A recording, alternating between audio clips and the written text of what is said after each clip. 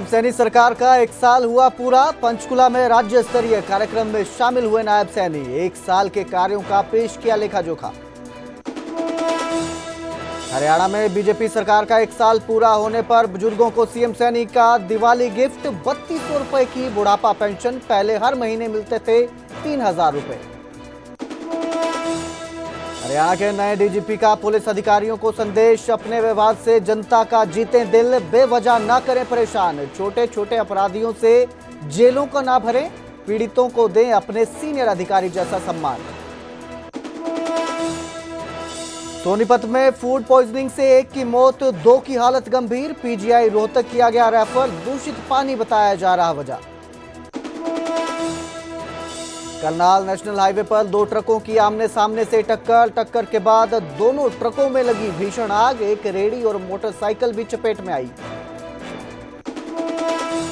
Haryana staff selection commission ने CET अभ्यर्थियों के लिए खोला correction portal. Group C candidate आज से ठीक कर सकते हैं त्रुटियां। 24 अक्टूबर आखिरी तारीख। हरियाणा में मेरी फसल मेरा ब्यौरा योजना लागू। पायलट प्रोजेक्ट के तौर पर चुना गया पंचकुला। इस योजना से किसानों को होगा लाभ। यूरिया खाद की कालाबाजारी कम करने की कोशिश। पतंजलि गाय का घी, मां का भरोसा, प्यार से परोसा।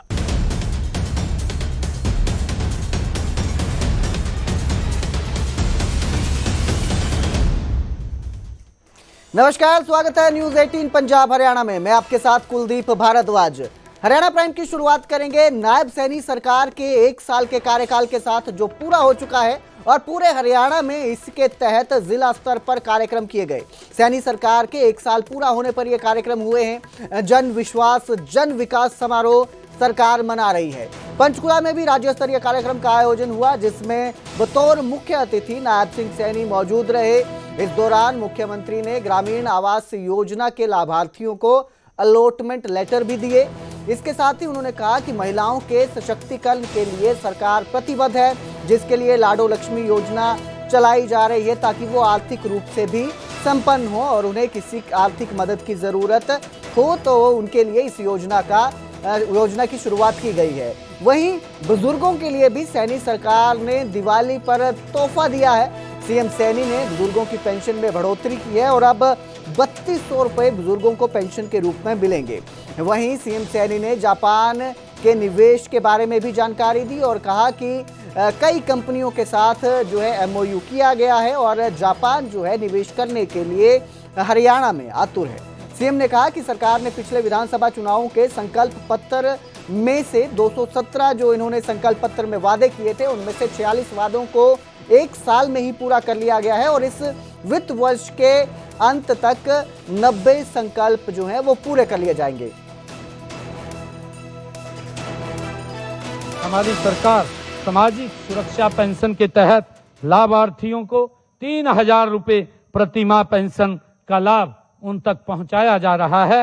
1 नवंबर 2025 से हम इसके अंदर 200 रुपए की और बढ़ोतरी कर रहे हैं। इसके बाद नवंबर माह में लगभग हमारे बुजुर्गों को अब ये पेंशन 3000 रुपए से बढ़कर के 3200 रुपया मिलनी ये शुरू हो जाएगी। जो पानीपत के अंदर पिछले दिनों आदरणीय प्रधानमंत्री जी ने आकर के बीमा सखी योजना का वहां पर शुभारंभ किया था।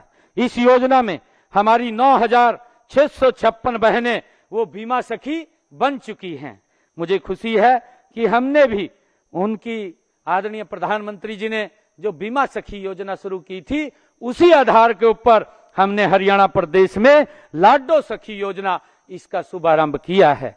हमने गर्भवती महिलाओं का प्रवास होने और बेटी पैदा होने पर उनकी देखभाल करने वाली हमारी लाडो सखी को हम 1000 रुपया प्रोत्साहन राशि के रूप में देने का प्रावधान ये हमारी सरकार ने किया है।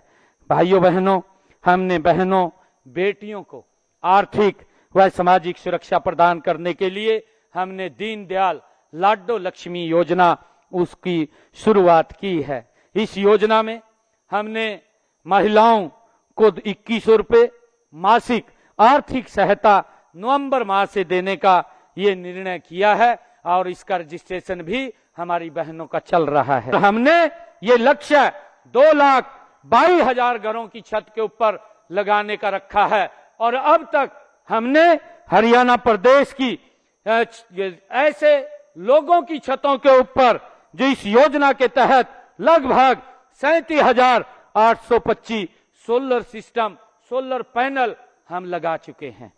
37,825 घरों की छत के ऊपर अब उनका बिजली का बिल वो 0 हो जाएगा और लगातार हमारी सरकार इन घरों की छत के ऊपर ये 2 किलोवाट का सोलर पैनल लगाने का काम कर रही है और इसके तहत लगभग 70,000 रुपया आदरणीय नरेंद्र मोदी जी और बाकी का पैसा 1,10,000 रुपया इस 2 किलोवाट के पैनल पर खर्च होता है।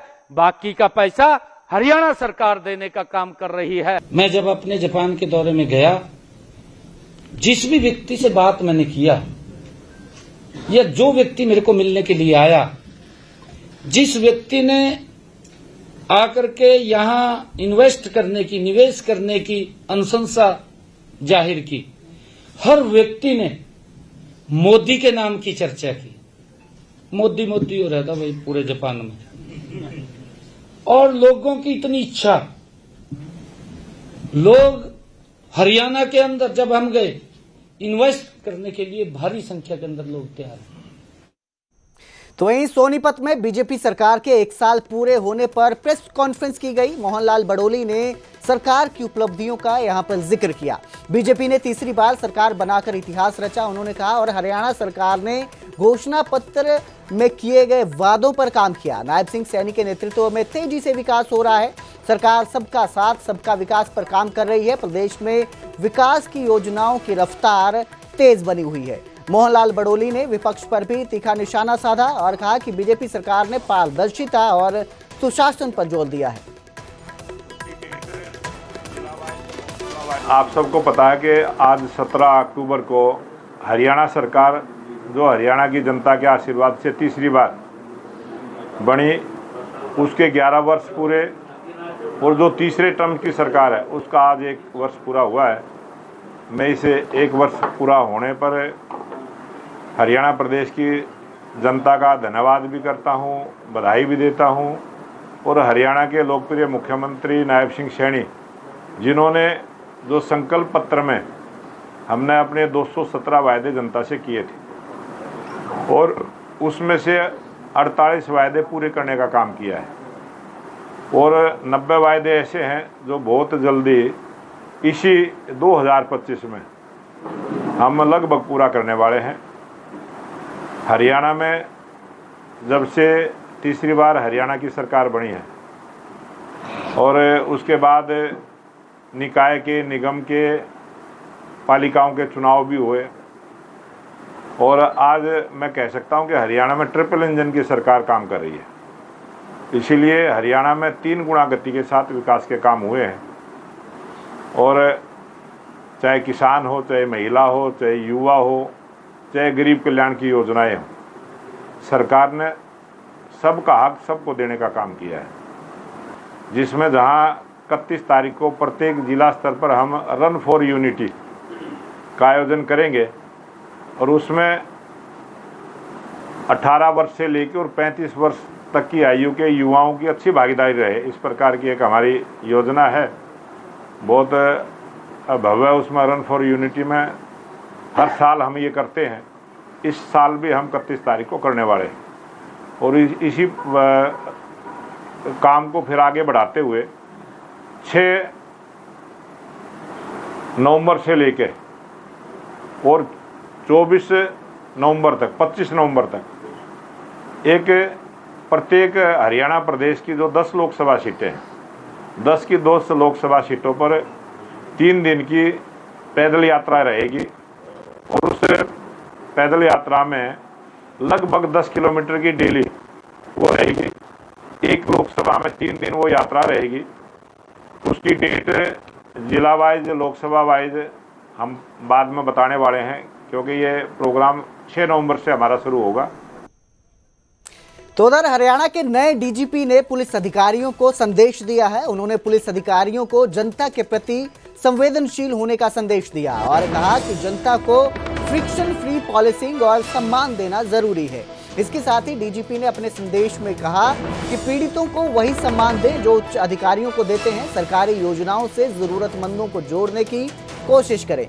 बच्चों और युवाओं के साथ सम्मानजनक व्यवहार रखें। पुलिस को समाज और राष्ट्र निर्माण में सक्रिय योगदान देना चाहिए। सुरक्षा और सुविधा देकर जनता को निर्भय जीवन का अवसर दें। तो ये संदेश दिया है नए डीजीपी ओपी सिंह ने।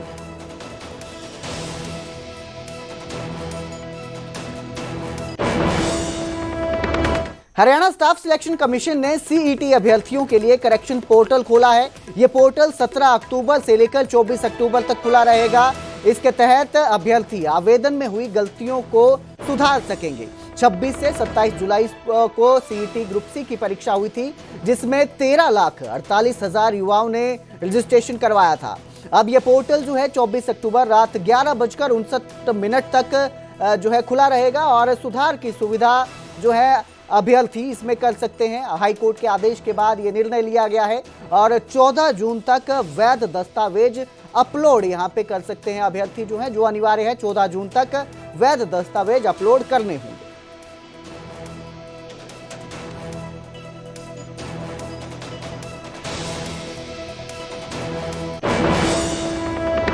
वहीं गोहाना में बीकेयू अध्यक्ष ने मंडी का दौरा किया। गुरनाम सिंह चढ़ूनी ने गोहाना अनाज मंडी का दौरा किया और इस दौरान उन्होंने कुरुक्षेत्र में थप्पड़ मारने वाली घटना पर तीखा बयान दिया। गुरनाम चढ़ूनी ने सरकारी अधिकारी को थप्पड़ मारा था कुरुक्षेत्र में और इस पर जब उनसे सवाल किया गया तो उन्होंने कहा कि अगर उनके हाथ में लाठी होती तो वो लाठी भी मार देते।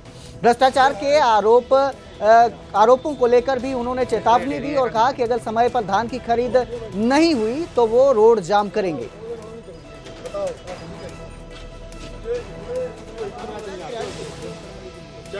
बिल्कुल मतलब हद ही है। मैं तो यहाँ के लोगों को बहादुर मानता था, लेकिन यह तो मुर्दों वाली बात हो रही है। 12 मास्टर की ढेरी, वो 12 मास्टर की ढेरी, इधर इस भाई की पड़ी है, वहाँ 12 मास्टर की ढेरी, 12 मास्टर का माल और शुद्ध और नहीं बिक रहा। ये तो हम सरकार को बिल्कुल चेतावनी दे रहे हैं कि सरकार या तो मान जाए और फिर लड़ाई सीधी सीधी होगी, वरना हम तो मरेंगे। हमारा तो जो कुछ होगा, जेल ले जाना ले चलो, चाहे कल के ले जाते अब ले चलो, लेकिन ये किसान की बर्बादी नहीं देखी जाएगी। और किसानों को कहना चाहूंगा, किसानों जब तक आपके खून को ये पानी बना रहेगा ना, कोई नहीं पूछने वाला तब तक जागिए। और अब जिक्र करेंगे सोनीपत का, जहां फूड पॉइजनिंग से हड़कंप मच गया। सिविल अस्पताल में फूड पॉइजनिंग के मामले आए और एक शख्स की मौत हो गई, जबकि 2 की हालत गंभीर बताई जा रही है। अस्पताल में 8 लोगों का इलाज चल रहा है। पीने का पानी इसकी मुख्य वजह बताई जा रही है। दूषित पानी पीने से फूड पॉइजनिंग हुई लोगों को यह बताया जा रहा है। महिला और बच्चे भी इनमें प्रभावितों में पीड़ितों में शामिल हैं। 2 मरीजों को गंभीर हालत में पीजीआई रोहतक रेफर किया गया है। हालांकि मृतक की पहचान अभी तक नहीं हो पाई है। पोस्टमार्टम रिपोर्ट के बाद ही असली वजह क्या है इसका खुलासा हो पाएगा। लेकिन फिलहाल जो जानकारी सामने आई है, फिलहाल जो बताया जा रहा है, दूषित पानी पीने की वजह से फूड पॉइजनिंग फैल रही है। 8 लोगों का इलाज चल रहा है, 2 की हालत गंभीर है और एक शख्स की मौत हो चुकी है।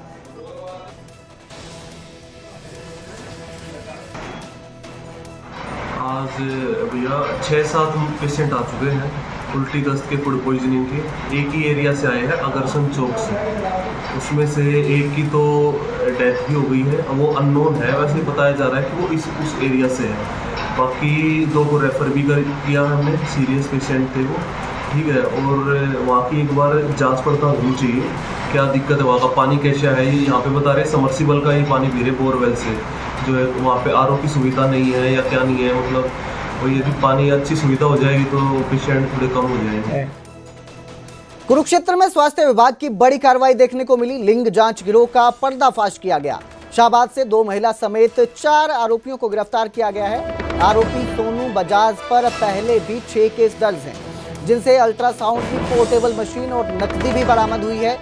जानकारी के मुताबिक 40,000 रुपए में ये सारी डील हुई थी। 40,000 रुपए की डिमांड की गई थी, जिसमें से 20,000 रुपए शिकायतकर्ता पहले दे चुका है, जिसके बाद कार्रवाई की गई और कार्रवाई के बाद 2 महिलाओं सहित 4 आरोपियों को गिरफ्तार किया गया है। तो लिंग जांच गिरोह का ये पर्दाफाश किया है। स्वास्थ्य विभाग की टीम ने रेड की और इस मामले में कुल 6 लोगों को गिरफ्तार किया गया है, जिसमें 2 महिलाएं भी शामिल हैं।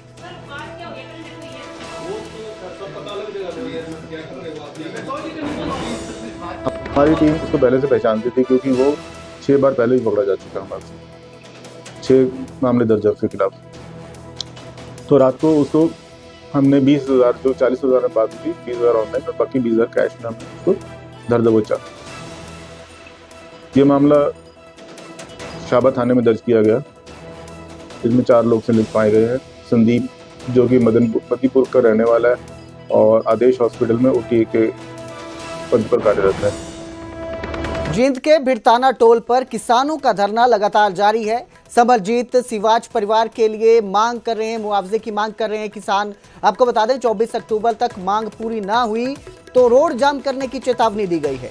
कंपनी ने मृतक परिवार को मुआवजा देने की जो मांग थी वो ठुकरा दी। 150 से अधिक किसानों के खिलाफ पिल्लू खेड़ा में मुकदमा दर्ज है। खाप पंचायतों ने हत्या की आशंका जताई है और जांच की मांग की जा रही है। समरजीत सिवाच रोहतक जिले के गांव बड़ाली का निवासी था।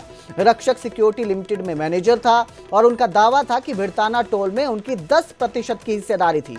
एक सड़क हादसे में उनकी मृत्यु के बाद परिवार ने कंपनी से मुआवजा मांगा, लेकिन कंपनी ने इसे ठुकरा दिया। जिसके बाद परिवार का आरोप है कि कंपनी ने पहले आर्थिक मदद का वादा किया पर बाद में टोल बिकने का हवाला देकर पल्ला झाड़ लिया।